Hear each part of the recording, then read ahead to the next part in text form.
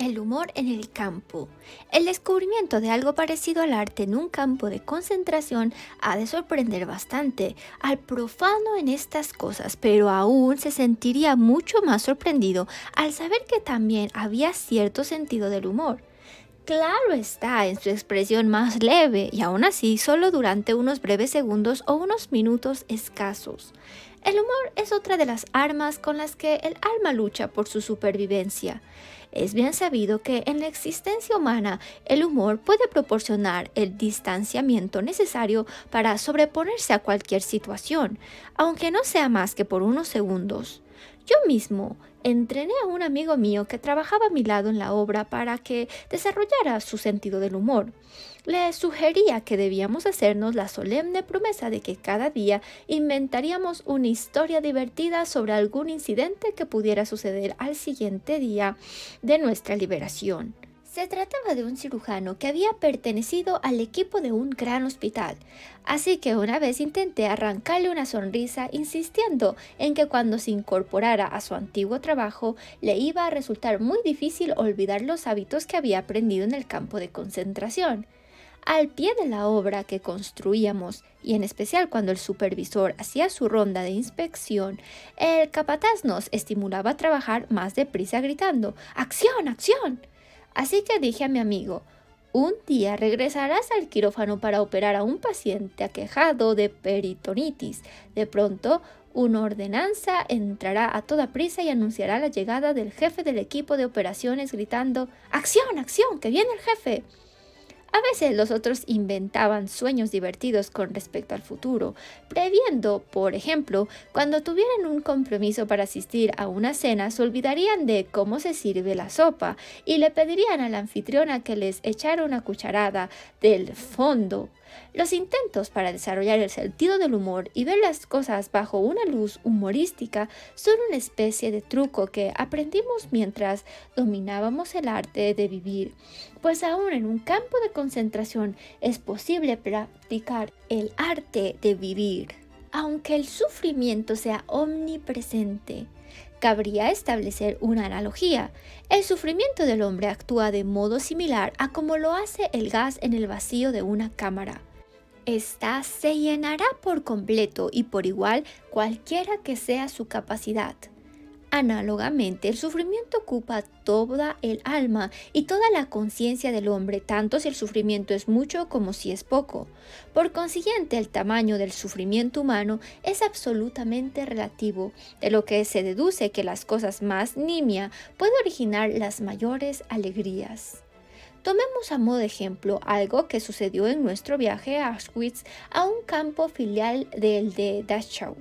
Todos temíamos que aquel traslado nos llevara al campo de Mauthausen y nuestra tensión aumentaba a medida que nos acercábamos a un puente sobre el Danubio que el tren tenía que cruzar para llegar al Mauthausen, según sabíamos por lo que contaban los prisioneros más experimentados. Los que no hayan visto nunca algo parecido no podrán imaginar los saltos de júbilo que los prisioneros daban en el vagón cuando vieron que nuestro transporte no cruzaba aquel puente y que solo nos dirigíamos a Dachau. ¿Qué sucedió a nuestra llegada a este campo tras un viaje que había durado 2 días y 3 noches? En el vagón no había sitio para que todos nos acurrucáramos en el suelo al mismo tiempo. La mayoría tuvo que permanecer de pie todo el viaje, mientras que unos pocos se tumbaban para ponerse de cuclillas en la estrecha franja que estaba empapada de orines. Cuando llegamos, las primeras noticias que escuchamos a los prisioneros más antiguos fueron que en este campo relativamente pequeño, con una población de 2.500 reclusos, no tenía horno, ni crematorio, ni gas, lo que significaba que ninguno de nosotros iba a ser un musulmán. Ninguno iba a ir derecho a la cámara de gas, sino que tendría que esperar hasta que se dispusiera lo que se llamaba un convoy de enfermos, que lo devolvería a Auschwitz. Esta agradable sorpresa nos puso a todos de buen humor. El deseo del viejo vigilante de nuestro barracón en Auschwitz se había cumplido. Habíamos llegado lo más rápido posible a un campo que, a diferencia de Auschwitz, no tenía chimenea. Nos reíamos y contábamos chistes a pesar de las cosas que tuvimos que soportar durante las horas que siguieron. Cuando nos contaron a los recién llegados, resultó que faltaba uno. Así es que hubimos de esperar a la intemperie bajo la lluvia y el viento helado hasta que apareció el prisionero. Finalmente lo encontraron en un barracón, dormido, exhausto por el cansancio. Entonces el pasar lista se convirtió en un desfile de castigo durante toda la noche y hasta muy entrada la mañana siguiente. Tuvimos que permanecer de pie a la intemperie, helados y calados hasta los huesos después del esfuerzo que había supuesto el viaje, y aún así nos sentíamos contentos. En aquel campo no había chimenea y Auschwitz quedaba lejos. Quien fuera un preso común. Otra vez vimos a un grupo de convictos que pasaban junto al lugar donde trabajábamos, y entonces se nos hizo patente y obvia la relatividad del sufrimiento y envidiamos a aquellos prisioneros por su existencia feliz, segura y relativamente bien ordenada. Sin duda tendrían la oportunidad de bañarse regularmente, pensamos con tristeza. Seguramente dispondrían de cepillos de dientes, de ropa, de un colchón, uno para cada uno, y mensualmente el correo les traería noticias de lo que sucedía a sus familiares, o al menos de si estaban vivos o habían muerto. Hacía mucho tiempo que nosotros habíamos perdido todas esas cosas. ¿Y cómo envidiábamos a aquellos de nosotros que tenían la oportunidad de entrar en una fábrica y trabajar en un espacio cubierto, al abrigo de la intemperie? Más o menos todos nosotros deseábamos que nos tocara un poco de suerte relativa. La escala de la fortuna abarcaba muchos más matices. Por ejemplo, en los destacamentos que trabajaban fuera del campo, en uno de los cuales me encontraba yo, había unas cuantas unidades que se consideraban peores que las demás. Se envidiaba al que no tenía que chapotear en la húmeda y fangosa arcilla de un declive escarpado, vaciando los artesones de un pequeño ferrocarril durante 12 horas diarias. La mayoría de los accidentes sucedían realizando esta tarea y solían ser fatales. En otras cuadrillas de trabajo, el capataz seguía una tradición, al parecer local, que consistía en propinar golpes a diestro y siniestro, lo cual nos hacía envidiar la suerte relativa de no estar bajo su mando, o todo lo más, de estarlo solo temporalmente. Una vez, y debido a una situación desdichada, fui a parar a aquel grupo. Si tras 2 horas de trabajo, durante las cuales el capataz se enseñó conmigo especialmente, no nos hubiera interrumpido una alarma aérea obligándonos a reagruparnos después, creo que hubiera tenido que regresar al campo en alguna de las camillas que transportaban a los hombres que habían muerto o estaban a punto de morir por la extrema fatiga.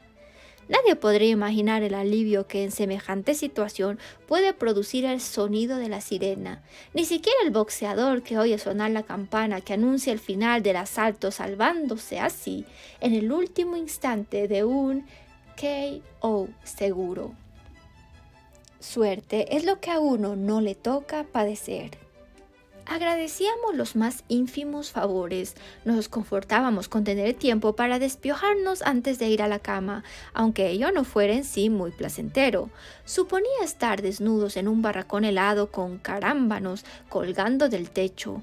Nos contábamos con que no hubiera alarma aérea durante esta operación y las luces permanecieran encendidas. En la oscuridad no podíamos despiojarnos, lo que suponía pasar la noche en vela.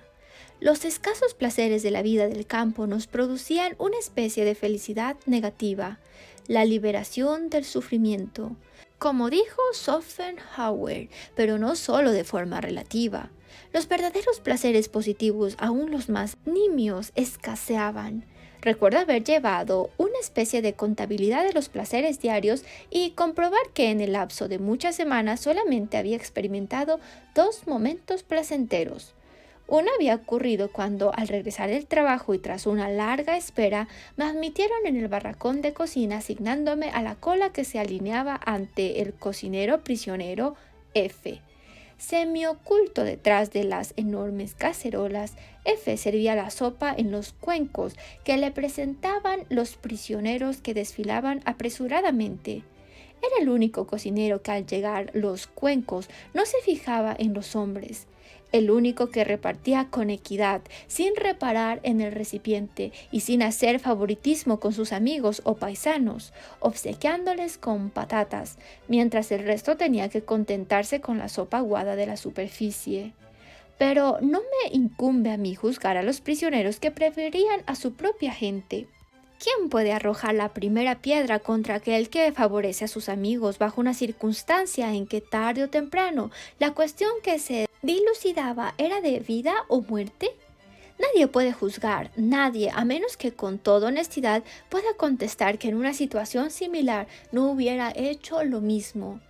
Mucho tiempo después de haberme integrado a la vida normal, es decir, mucho tiempo después de haber abandonado el campo, me enseñaron una revista ilustrada con fotografías de prisioneros hacinados en sus literas mirando, insensibles a sus visitantes. ¿No es algo terrible esos rostros mirando fijamente y todo lo que ello significa? ¿Por qué? Pregunté y es que en verdad no lo comprendía. En aquel momento lo vi todo de nuevo. A las 5 de la madrugada todo estaba oscuro allá afuera, como boca de lobo. Yo estaba echado sobre un duro tablón en el suelo de tierra del barracón donde se cuidaba a unos 70 de nosotros. Estábamos enfermos y no teníamos que dejar el campo para ir a trabajar, tampoco teníamos que desfilar. Podíamos permanecer echados todo el día en nuestro rincón y dormitar esperando el reparto diario de pan, que por supuesto era menor para los enfermos, y el rancho de sopa, aguada y también menor en cantidad. Y sin embargo estábamos contentos, satisfechos a pesar de todo. Mientras nos apretujábamos los unos contra los otros para evitar la pérdida innecesaria de calor, emperezados y sin la menor intención de mover ni un dedo sin necesidad, oímos los agudos silbatos y los gritos que venían de la plaza donde el turno de noche acababa de regresar y formaba para la revista. La ventisca abrió la puerta de par en par y la nieve entró en nuestro barracón. Un camarada exhausto y cubierto de nieve entró tambaleándose y durante unos minutos permaneció sentado. Pero el guardia le echó fuera de nuevo. Estaba estrictamente prohibido admitir a un extraño en un barracón mientras se procedía a pasar revista. ¿Cómo compadecía a aquel individuo y qué contento estaba yo de no encontrarme en su lugar, sino dormitando en la enfermería? ¿Qué salvación suponía el permanecer allí 2 días y tal vez otros 2 más? ¿Al campo de infecciosos? Mi suerte se vio incrementada todavía más. Al 4.º día de mi estancia en la enfermería y a punto de ser asignado al turno de noche, lo que habría supuesto mi muerte segura, el médico jefe entró apresuradamente en el barracón y me sugirió que me ofreciese voluntario para desempeñar tareas sanitarias en un campo destinado a enfermos de tifus. En contra de los consejos de mis amigos y a pesar de que casi ninguno de mis colegas se ofrecía, decidí ir como voluntario. Sabía que en un grupo de trabajo moriría en poco tiempo y si tenía que morir, siquiera podía darle algún sentido a mi muerte. Pensé que tenía más sentido intentar ayudar a mis camaradas como médico que vegetar o perder la vida trabajando de forma improductiva como hacía entonces. Para mí, era una cuestión de matemáticas sencillas y no de sacrificio, pero el suboficial del equipo sanitario había ordenado en secreto que se cuidara de forma especial a los 2 médicos voluntarios para ir al campo de infecciosos hasta que fueran trasladados al mismo. El aspecto de debilidad que presentábamos era tal que temía tener 2 cadáveres más en vez de 2 médicos. Ya he mencionado antes que todo lo que no se relacionaba con la preocupación inmediata de la supervivencia de uno mismo y sus amigos carecía de valor. Todo se supeditaba a tal fin. El carácter del hombre quedaba absorbido hasta el extremo de verse envuelto en un torbellino mental que ponía en duda y amenazaba toda la escala de valores que hasta entonces había mantenido. Influido por un entorno que no reconocía el valor de la vida y la dignidad humana, que había desposeído al hombre de su voluntad y le había convertido en objeto de exterminio, no sin utilizarle antes al máximo y extraerle hasta el último gramo de sus recursos físicos. El yo personal acababa perdiendo sus principios morales. Sí, en un último esfuerzo por mantener la propia estima, el prisionero de un campo de concentración no luchaba contra ello, terminaba por perder el sentimiento de su propia individualidad, de ser pensante, con una libertad interior y un valor personal. Acababa por considerarse solo una parte de la masa de gente. Su existencia se rebajaba al nivel de la vida animal. Transportaban a los hombres en manadas, unas veces a un sitio y otras a otro, unas veces juntos y otras por separado, como un rebaño de ovejas sin voluntad ni pensamiento propio. Una pandilla pequeña pero peligrosa, diestra en métodos de tortura y sadismo, los observaba desde todos los ángulos. Conducían el rebaño sin parar, atrás, adelante, con gritos, patadas y golpes, y nosotros, los borregos, teníamos dos pensamientos: cómo evitar a los malvados sabuesos y cómo obtener un poco de comida. Lo mismo que las ovejas se congregan tímidamente en el centro del rebaño, también nosotros buscábamos el centro de las formaciones. Allí teníamos más oportunidad de esquivar los golpes de los guardias que marchaban a ambos lados, al frente y en la retaguardia de la columna. Los puestos centrales tenían la ventaja adicional de protegernos de los gélidos vientos, de modo que el hecho de querer sumergirse literalmente en la multitud era en realidad una manera de intentar salvar el pellejo. En las formaciones esto se hacía de modo automático, pero otras veces se trataba de un acto definitivamente consciente por nuestra parte, de acuerdo con las leyes imperativas del instinto de conservación, no ser conspicuos. Siempre hacíamos todo lo posible para no llamar la atención de los SS.